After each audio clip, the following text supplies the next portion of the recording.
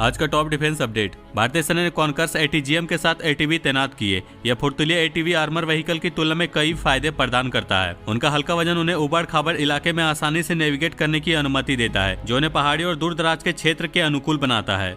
Hamas और Israel के बीच युद्ध समाप्त होने के बाद गाजा पट्टी के 2 हिस्सों में विभाजित होने की संभावना है, जबकि फिलिस्तीनी आदिवासी कबीला किसी एक राजनीतिक दल के बजाय दोनों हिस्सों का अलग अलग प्रशासन करेगा।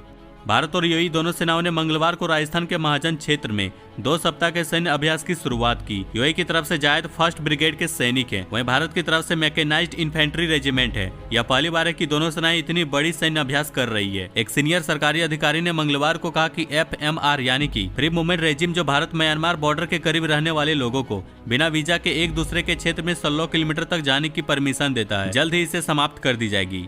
पाकिस्तानी वायु सेना की नजर चीनी स्टील्थ जेट J-31 पर है, जो पुराने अमेरिकी F-16 की जगह लेगा। इस मल्टी रोल लड़ाकू विमान को शामिल करने से पाकिस्तान की एयर पावर में काफी वृद्धि होगी। गुप्त क्षमताओं और लंबी दूरी की मारक क्षमता से भरपूर J-31 पाकिस्तानी एयरफोर्स के लिए गेम चेंजर साबित होगा। भारत सरकार अपनी बॉर्डर पर, विशेष रूप से पंजाब में पाकिस्तान के साथ इंटरनेशनल बॉर्डर और LOC पर एंटी ड्रोन टेक्नोलॉजी की तैनाती को अंतिम रूप देने के करीब है। यह कदम उठाया गया क्योंकि पाकिस्तान से ड्रोन घुसपैठ बढ़ रही थी, जिससे सुरक्षा और तस्करी के खतरे पैदा हो रहे थे। रोल्स रॉयल पावर और प्रोपल्सन की दुनिया में एक फेमस नाम है। इसने अत्याधुनिक हाइब्रिड प्रोपल्सन सोल्यूशन के साथ भारत के upcoming next generation destroyer program के लिए मान गई है, जिसमें रोल्स रॉयल का MT-30 इंजन होगा, जो कुछ ही मिनटों में डिस्ट्रॉयर को फुल स्पीड में ले जाएगा। भारतीय वायुसेना और Hindustan aeronautics limited 84 Sukhoi 30 mark 1 लड़ाकू जेट के अपने बेड़े के लिए एक मेजर अपग्रेड प्रोग्राम शुरू कर रही है। इस प्रोजेक्ट में इंडियन मेड टेक्नोलॉजी और वेपन सिस्टम को शामिल करने पर ध्यान देने के साथ विमान के एवियोनिक्स सिस्टम और कंपोनेंट्स को देखा जाएगा, लेकिन यह वेस्टर्न वेपन को मूल रूप से रूसी हथियारों के लिए डिजाइन किए गए प्लेटफॉर्म पर इंटीग्रेशन में काफी चैलेंजेस फेस करनी पड़ रही है।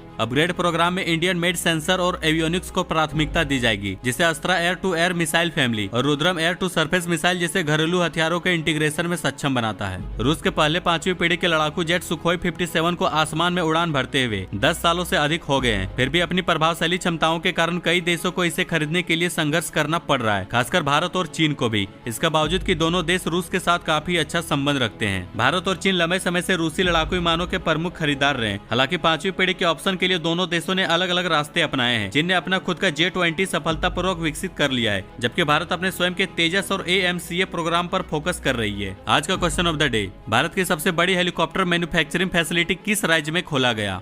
इस वीडियो के बारे में अपनी राय कमेंट में जरूर दें। बाकी लाइक एंड सब्सक्राइब जरूर करें।